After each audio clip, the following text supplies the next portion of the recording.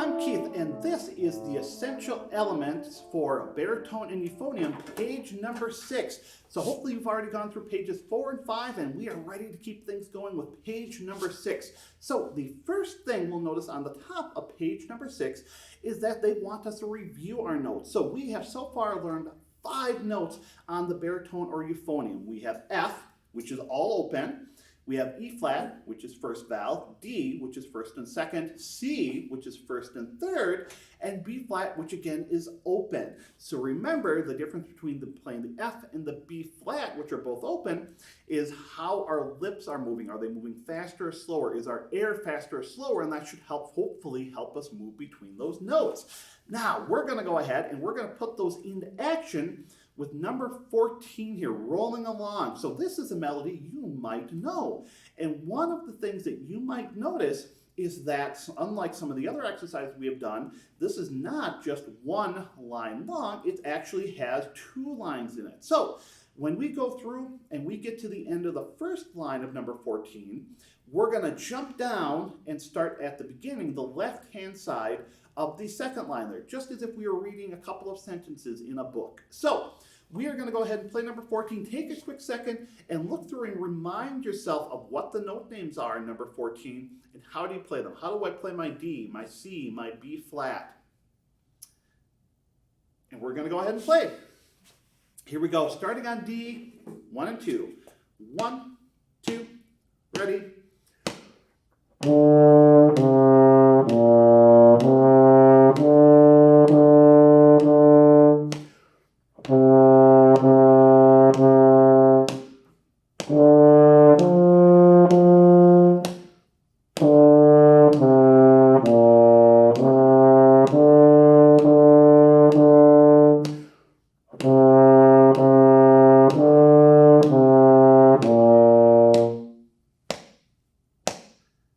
So how did that sound? Hopefully it sounded like what you remember the melody sounded like.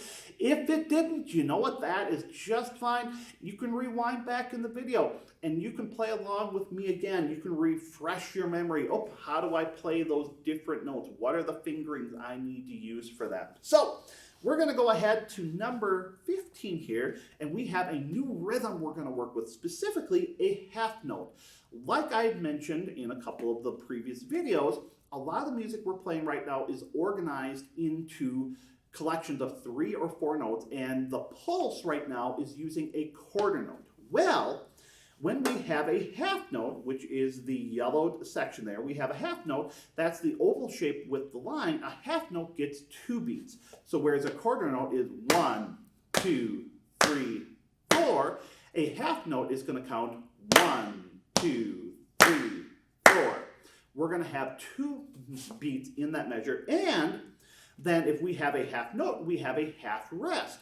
A half rest sits on top of the third line of the staff, and it's that blacked out rectangle again, and that tells us that it is silent for 2 beats. And of course they show that a half rest can also be shown as 2 quarter note rests there. So we're going to look at number 15, and we are going to clap the rhythm while we're tapping and while we're counting. So here we go. I'll count off. Let's do it together. And just like it says at the end of the line, we are going to repeat this exercise. So here we go. 1, 2, ready, go.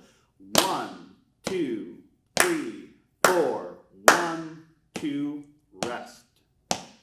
1, 2, 3, 4. 1, 2, rest. 1, 2, 3, 4. 1, 2, rest. Back to the beginning. 1, 2, 3, 4. 1, 2, rest. 1, 2, 3, 4. 1, 2, rest. 4. 1, 2, 3, 4. 1, 2, 3, 4. Now we're going to put that rhythm into action with number 16 here. So it's the same exact rhythm. Now we're just going to put notes to it. So don't forget, take a quick look through, remind yourself of the note names and the fingerings again. One of the things we can do is when we have a song that has rests. So for example, between bars 2 and bars 3 of number 16, we're going from a C to a D, we can anticipate getting ready for the C, for going to the D. So we can have C, rest, rest. We can go to the D ahead of time, so that way we're prepared to play the next note. So here we go. We're going to play number 16 together, and don't forget to take the repeat back to the beginning. 1, 2, ready.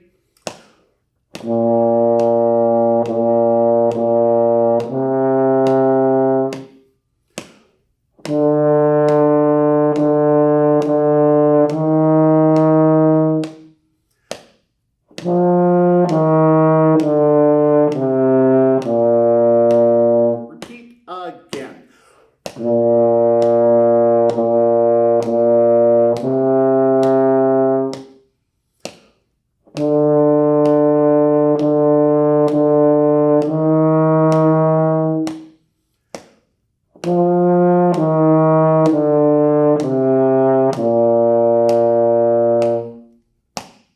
Very good. Now, if you're having trouble moving between different valve combinations, you can always practice those like we did last time.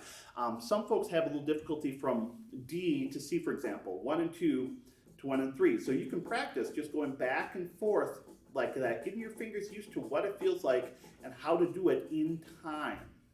So let's go ahead and we're going to look at number 17 here, Hot Cross Buns. Now again, this may be a song that you know, and one of the things that we can do on brass instruments is we can actually buzz, we can play melodies without the instrument.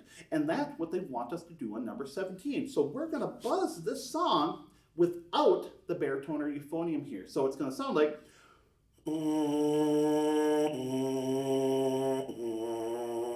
So our lips are going to change the notes. We can still use that nice ta articulation, and we need to use our ears to help us hear what the melody should sound like. So let's try that together here.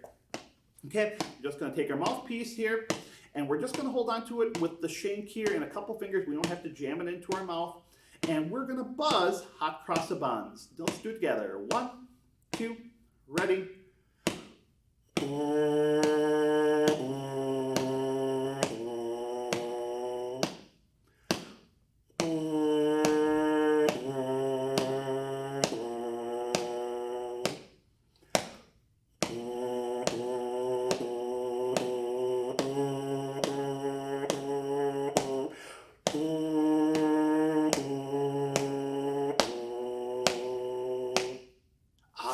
So how did that go? Did it sound like the melody?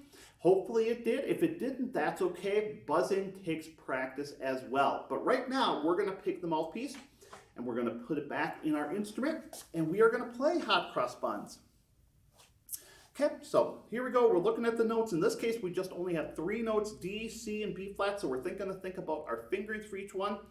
And we're going to play, keeping in mind the rhythm, these half notes and quarter note rhythms. So 1, 2, ready.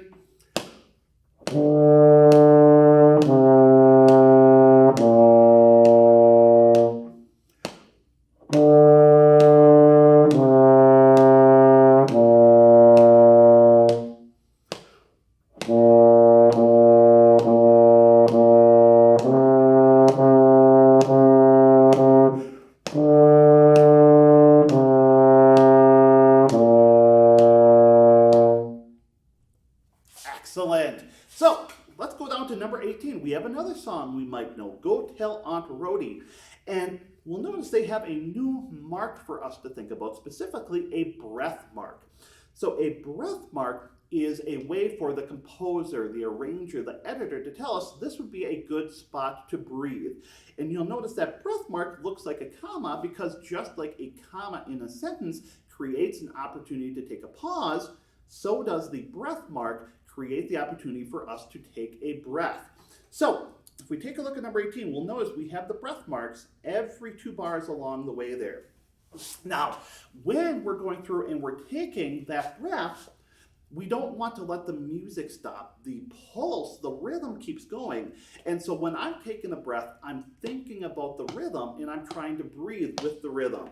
So for example, for the beginning of number 18, I might go D, D, C, B flat, C. I might take a quarter note breath or an 8th note breath But as soon as I get to the beginning of the next measure, I am ready to play again.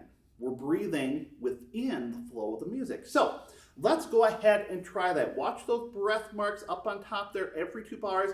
Grab a breath and come in right away at the beginning of the next measure. So here we go, and don't forget about the repeat sign. So we're going to go back to the beginning. 1, 2, ready.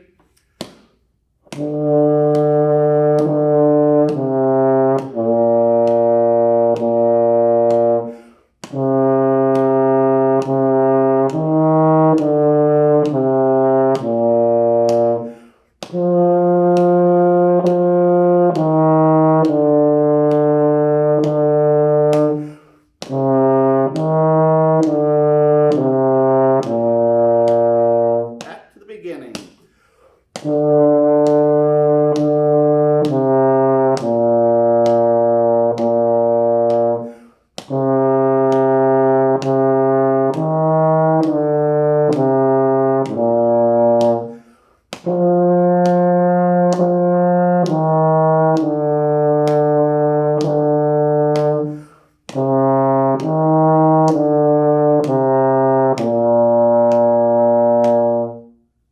Good. How did that work with the breath marks?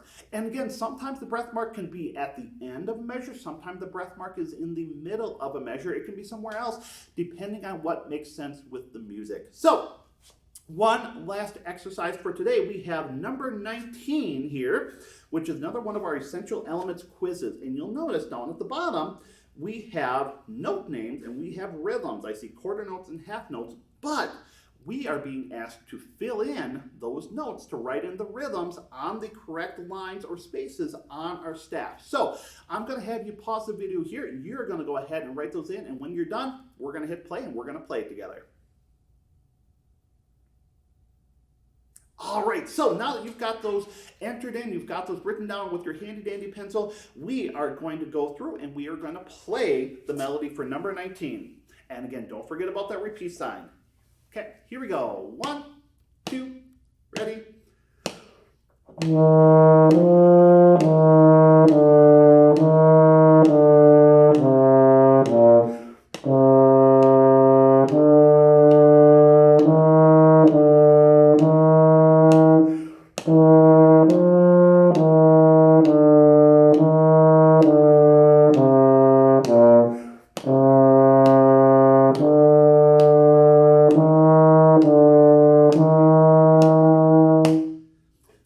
So, how did page number 6 go for you?